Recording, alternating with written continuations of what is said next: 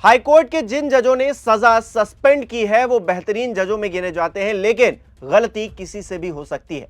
ये शब्द मेरे नहीं है बल्कि चीफ जस्टिस सूर्यकांत के हैं।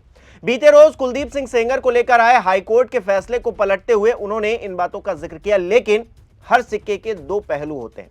पहला तो यह कि सेंगर ने कुकर्म किए जिसकी सजा उसे मिल रही है। दूसरा ये कि सेंगर की बेटियां खौफजदा हैं, उन्हें रेप और मर्डर की धमकियां दी जा रही हैं। यानी एक बेटी के साथ कानून न्याय कर रहा है तो दूसरी बेटी डर से कांप रही है। क्या है पूरा माजरा, समझाता हूं आपको डिटेल में। नमस्कार, मेरा नाम हिमांशु मिश्रा है, आप देख रहे हैं 4PM न्यूज नेटवर्क। दोस्तों, भाजपा के पूर्व विधायक कुलदीप सिंह सेंगर की छोटी बेटी इशिता सेंगर ने सुप्रीम कोर्ट के फैसले के बाद एक इमोशनल पोस्ट लिखा है। उन्नाव रेप कांड के 8 साल बाद इशिता सेंगर ने पहली बार अपनी पीड़ा एक ओपन लेटर के जरिए देश के सामने रखी है। लंबा चौड़ा पोस्ट उन्होंने लिखा है, अंग्रेजी में है लेकिन ग्राफिक्स के जरिए हिंदी में मैं आपको बताता हूं कि उन्होंने क्या लिखा है। वो लिखती हैं, मैं डरी और थकी हुई हूं, धीरे धीरे विश्वास खो रही हूं, लेकिन उम्मीद नहीं छोड़ी। मैंने और मेरे परिवार ने धैर्यपूर्वक 8 साल से इंतजार किया, ये मानते हुए कि अगर हम सब कुछ सही तरीके से करेंगे तो सच खुद ब खुद सामने आ जाएगा। हमने कानून संविधान पर भरोसा किया, लेकिन मेरा यह विश्वास टूट रहा है। आज मैं इसलिए लिख रही हूं। मेरी बात सुने जाने से पहले ही मेरी पहचान एक ठप्पे में बदल दी जाती है। बीजेपी विधायक की बेटी जैसे इससे मेरी इंसानियत मिट जाती हो। जिन लोगों ने मुझे कभी नहीं देखा, एक भी दस्तावेज नहीं पढ़ा, एक भी अदालती रिकॉर्ड नहीं देखा, उन्होंने तय कर लिया है कि मेरी जिंदगी की कोई कीमत नहीं है। इन वर्षों में सोशल मीडिया पर अनगिनत बार टारगेट किया गया, कहा गया कि मुझे बलात्कार का शिकार होना चाहिए, मार दिया जाना चाहिए। ये नफरत निरंतर है। जब आपको एहसास होता है कि इतने सारे लोग मानते हैं कि आप जीने के लायक भी नहीं हैं, तो ये आपको अंदर से तोड़ देता है। हमने मौन इसलिए नहीं चुना क्योंकि हम शक्तिशाली थे, बल्कि इसलिए क्योंकि हम संस्थाओं में विश्वास रखते थे। हमने विरोध प्रदर्शन नहीं किए, हमने टेलीविजन बहसों में शोर नहीं मचाया, हमने पुतले नहीं जलाए और ना ही हैशटैग ट्रेंड करवाया। हमने प्रतीक्षा की क्योंकि हमारा मानना था कि सत्य को तमाशे की आवश्यकता नहीं होती। उन मौन की हमें क्या कीमत चुकानी पड़ी। हमारी गरिमा को धीरे धीरे छीन लिया गया है। 8 वर्षों तक हर दिन हमारा अपमान किया गया, हमारा उपहास किया गया, हमें अमानवीय व्यवहार का सामना करना पड़ा। एक दफ्तर से दूसरे दफ्तर भागते भागते, चिट्ठियां लिखते लिखते, फोन करते और अपनी बात सुनाने की गुहार लगाते हुए हम आर्थिक, भावनात्मक और शारीरिक रूप से पूरी तरीके से थक चुके हैं। ऐसा कोई दरवाजा नहीं है जिस पर हमने दस्तक ना दी हो, ऐसा कोई प्राधिकरण नहीं है जिससे हम संपर्क ना कर चुके हो, ऐसा कोई मीडिया हाउस नहीं है जिससे हमने पत्र ना लिखा हो, फिर भी किसी ने नहीं सुना। इसलिए नहीं कि तथ्य कमजोर थे, इसलिए नहीं कि सबूतों की कमी थी, बल्कि इसलिए कि हमारा सच असुविधाजनक था। लोग हमें ताकतवर कहते हैं। मैं पूछती हूं कि किस तरह की ताकत 8 साल तक किसी परिवार को बेआवाज छोड़ देती है। कैसी ताकत होती है जिसमें आप रोज अपना नाम कीचड़ में घसीटते हुए देखते हैं, चुपचाप बैठे रहते हैं, एक ऐसे सिस्टम पर भरोसा करते हुए जो आपकी मौजूदगी को स्वीकार करने को भी तैयार नहीं दिखता। जानबूझकर डर पैदा किया गया ताकि जज, पत्रकार, संस्थाएं और आम नागरिक सब खामोशी में धकेल दिए जाएं। एक ऐसा डर ताकि कोई हमारे साथ खड़ा होने की हिम्मत ना करे, कोई हमें सुनने की हिम्मत ना करे, कोई ये कहने की हिम्मत ना करे कि आइए तथ्यों को देखें। ये सब होते देखना भी मुझे गहराई से झकझोर जाता है। अगर सच को इतनी आसानी से आक्रोश और गलत जानकारी में डुबो दिया जा सकता है तो मेरे जैसी इंसान कहां जाए। अगर दबाव और सार्वजनिक उन्माद सबूतों और उचित प्रक्रिया पर हावी होने लगे तो एक नागरिक के पास सचमुच कौन सी सुरक्षा बचती है। मैं ये पत्र किसी को धमकाने के लिए नहीं लिख रही हूं, मैं ये पत्र सहानुभूति पाने के लिए नहीं लिख रही हूं। मैं इसलिए लिख रही हूं क्योंकि मैं डरी हुई हूं, क्योंकि मुझे अब भी विश्वास है कि कहीं ना कहीं कोई ऐसा होगा जो सुनने की परवाह करेगा। हम किसी एहसान की मांग नहीं कर रहे हैं, हम ये नहीं कह रहे हैं कि हमारी पहचान के कारण हमें संरक्षण मिले। हम न्याय मांग रहे हैं क्योंकि हम इंसान हैं। कृपया कानून को बिना डर के बोलने दीजिए, कृपया सबूतों को बिना दबाव के परखा जाने दीजिए, कृपया सच को सच माना जाए। मैं एक बेटी हूं जिससे अब भी इस देश पर भरोसा है। कृपया मुझे उस भरोसे पर पछताने के लिए मजबूर मत कीजिए।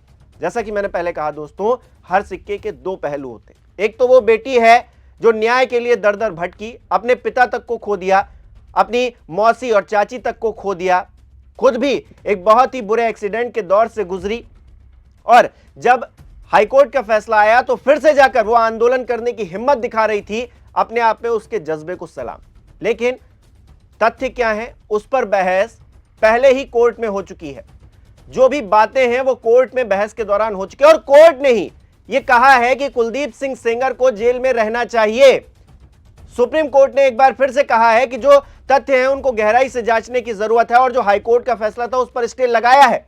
ऐसे में कानून अपना काम कर रहा है। लेकिन एक बेटी, जो दूसरी बेटी है, कुलदीप सिंह सेंगर की बेटी है, वो इस देश की भी बेटी है, और उसकी सुरक्षा की जिम्मेदारी भी इसी देश की है। कोई उसे रेप की धमकी दे, कोई उसे मर्डर की धमकी दे, इसे भी क्या जायज ठहराया जाएगा? क्योंकि एक बेटी उस चीज से गुजर चुकी है। तो ऐसे में दूसरी बेटी पर वो आफत नहीं आनी चाहिए। जैसा कि इशिता कह रही हैं, वो सहानुभूति पाने के लिए ये लेटर नहीं लिख रही, लेकिन उनका दर्द कहीं ना कहीं छलक जरूर रहा है, क्योंकि उन्हें भी धमकियां मिल रही हैं, और जाहिर तौर पर देश के अंदर इस घटना को लेकर आक्रोश है। लेकिन वो आक्रोश किस काम का, जो एक बेटी को तो न्याय दे लेकिन दूसरे के साथ नाइंसाफी करे। और जहां तक रही कुलदीप सिंह सेंगर की बात, तो उन्होंने जो काम किया है, जो कांड किया है, उसकी सजा उनको मिलनी चाहिए, और जरूर मिलनी चाहिए। कानून को यहां पर सख्त होना चाहिए। सिर्फ इसलिए नहीं कि एक बेटी आंसू बहा रही है क्योंकि उसके पिता अब जेल में रहेंगे, इसलिए नहीं। कुलदीप सिंह सेंगर ने जो किया है उसकी सजा कुलदीप सिंह सेंगर को ही मिलनी चाहिए, उनके परिवार को नहीं मिलनी चाहिए। और वो बेटी जिस तरह से कह रही है कि उसको धमकियां मिल रही हैं, अगर कोई धमकी दे रहा है तो उस पर भी एक्शन लिया जाना चाहिए, क्योंकि बेटी उन्नाव की दोनों है। खैर, जहां एक बेटी को न्याय की किरण दिख रही है तो दूसरी तरफ अंधेरा कुआं नजर आ रहा है। मैं इशिता की बात कर रहा हूं। जानकारी के लिए बता दूं कि कुलदीप सिंह सेंगर के परिवार में उनकी एक पत्नी है संगीता सिंह, और दो बेटियां हैं। संगीता सिंह उन्नाव की जिला पंचायत अध्यक्ष भी रह चुकी हैं।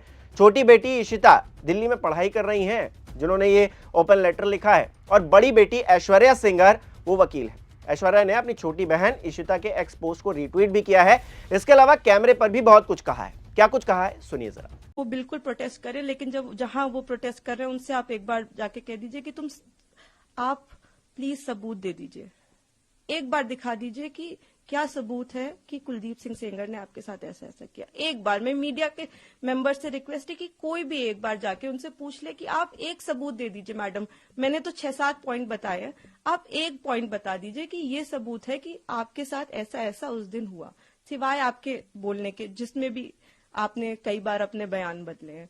आपने मेरे पिता पे आपने एक केस फाइल किया, अन्य लोगों पे 2.5 महीने बाद आपने सोच समझ के, शायद ये आप में से कम लोगों को पता होगा, सन 2000 में इनके चाचा हिस्ट्री शीटर हैं, उन पे 17 मुकदमे हैं, 17, and these are not put by us. मैं जब पैदा हुई हूं उसके पहले से मुकदमे चल रहे हैं, तो इसके पहले कि लोग इसमें भी कुछ सोचे।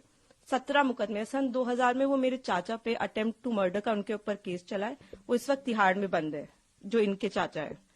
तो आज की इनकी दुश्मनी नहीं है हमसे, इनकी दुश्मनी हमसे पुरानी है। तो बहुत सारे कारण हैं। अगर आप कोई भी मुझसे सवाल पूछना चाहते हैं तो आप मुझसे डिटेल पूछे, मैं सारी सवालों का आपका जवाब। मैं बस चाहती हूँ कि आप फैक्ट्स पे बात करें। आप एक बार, मैं भावनाएं समझती हूँ सबकी, किसी को भी, मुझको, मैं खुद एक बेटी हूँ, मुझे ये कहानी किसी बच्ची की सुनाई जाती तो मैं भी शायद ट्विटर पे गालियां ही लिख रही होती, लेकिन उस कहानी में कितना सच है ये जान लीजिए कि दूसरी तरफ भी हैं बेटियां, दूसरी तरफ भी लोग हैं। जिस इंसान को आप इतना बुरा समझ रहे हैं वो नहीं है, वो 2 बच्चियों के, और मैं इसलिए नहीं कह रही कि आप आर्ग्यूमेंट्स वो लेके आए, लेकिन वो भी इंसान, क्या उन्होंने देखा भी आंख से? आप एक प्रूफ दे दीजिए और आप मेरे पिता को फांसी पे चढ़ा दीजिए। मैं कह रही हूं, अगर एक भी सबूत है कि मेरे पिता ने उस लड़की की तरफ आंख उठा के भी देखा है तो आप मेरे फादर को फांसी दें। लेकिन अगर वो सबूत नहीं है तो हमें पूरा हक है कि हमारे भी सबूत सुने जाएं। तो जाहिर तौर पर अपने पिता का बचाव दोनों बेटियां कर रही हैं, लेकिन सेंगर को दिल्ली हाईकोर्ट ने 23 दिसंबर को जमानत दी थी। जमानत के खिलाफ सीबीआई ने सुप्रीम कोर्ट में 3 दिन पहले याचिका लगाई। सोमवार को चीफ जस्टिस सूर्यकांत, जस्टिस जेके माहेश्वरी और जस्टिस ऑगस्टीन जॉर्ज मसीह की बेंच ने सुनवाई की, जिसमें सीजीआई ने सीधे तौर पर कहा कि कोर्ट को लगता है कि मामले में अहम सवालों पर विस्तार से विचार करने की जरूरत है। आमतौर पर कोर्ट का सिद्धांत है कि किसी दोषी या विचाराधीन कैदी को रिहा कर दिया गया हो तो बिना उसे सुने ऐसे आदेशों पर रोक नहीं लगाई जाती। लेकिन इस मामले में परिस्थितियां अलग हैं, क्योंकि आरोपी दूसरे मामले में पहले से दोषी ठहराया जा चुका है। ऐसे में दिल्ली हाईकोर्ट के 23 दिसंबर 2025 के आदेश पर रोक लगाई जाती है। इसी के साथ में न्याय की एक उम्मीद दिखी, एक तरफ खुशियां दिखी, लेकिन दूसरी तरफ जैसा कि मैंने पहले कहा, सिक्के के दूसरे पहलू भी होते हैं। तो दूसरा पहलू यह है कि जो परिवार है, उनकी बेटियां हैं, वो खौफजदा हैं। उनको इस दौरान जब कुलदीप सिंह सेंगर को सजा हुई, वो जेल में रहे, धमकियां मिल रही थी, तो उन धमकियों को लेकर भी कहीं ना कहीं इस देश के अंदर संवेदनाएं होनी चाहिए। कुलदीप सिंह सेंगर ने जो भी किया है उसकी सजा उन्हें मिलनी चाहिए, बेशक मिलनी चाहिए। हाईकोर्ट ने जो फैसला सुनाया उसके खिलाफ जो है गुस्सा था और लोगों ने अपना गुस्सा जाहिर भी किया। जिन लोगों ने नहीं किया, जो लोग दांत निकाल रहे थे, जी हां, ओपी राजभर की मैं बात कर रहा हूं, मंत्री हैं उत्तर प्रदेश सरकार में, दांत निकाल रहे थे। कितने असंवेदनशील हमारे नेता हैं, ये देखा जा सकता है इस मामले से। इसके अलावा एक और निषाद जी हैं, संजय निषाद। जब नीतीश कुमार ने बुर्का कांड किया, हिजाब कांड किया, उसके बाद किस तरह की बातें वो कर रहे थे। शर्म नहीं आती है इन नेताओं को। ये न्याय व्यवस्था में विश्वास रखने वाले नहीं, न्याय व्यवस्था का माहौल उड़ाने वाले लोग हैं, बेटियों का माहौल उड़ाने वाले लोग हैं और मंत्री बने बैठे। इनको तो सबसे पहले इस्तीफा दे देना चाहिए, और अगर इस्तीफा ये नहीं दे रहे हैं तो सरकार को इनसे इस्तीफा ले लेना चाहिए। लेकिन करें क्या, सरकार में एक हो ऐसा तो फिर इस्तीफा भी ले। यहां तो आप देख रहे हैं ना, बाढ़ आई हुई है ऐसे लोगों की जो हंसी मजाक करते हैं ऐसे मामले पर, बेटियों की सुरक्षा पर माहौल बनाते हैं। तो ऐसे में क्या ही किया जाए, पूरी व्यवस्था को तो नहीं हम कोस सकते हैं। ऐसे लोग जो हैं उनको हम जो है दरकिनार जरूर कर सकते हैं। खैर, इस मामले को लेकर आपकी क्या राय है? जो इशिता की तरफ से कहा गया है, जो ऐश्वर्या सिंगर की तरफ से कहा गया है, उसको लेकर आप क्या कहेंगे, हमें कमेंट करके जरूर बताइएगा। इस वीडियो को लाइक करना, शेयर करना मत भूलिएगा। हमारे चैनल को सब्सक्राइब नहीं किया तो वो भी जरूर कीजिएगा।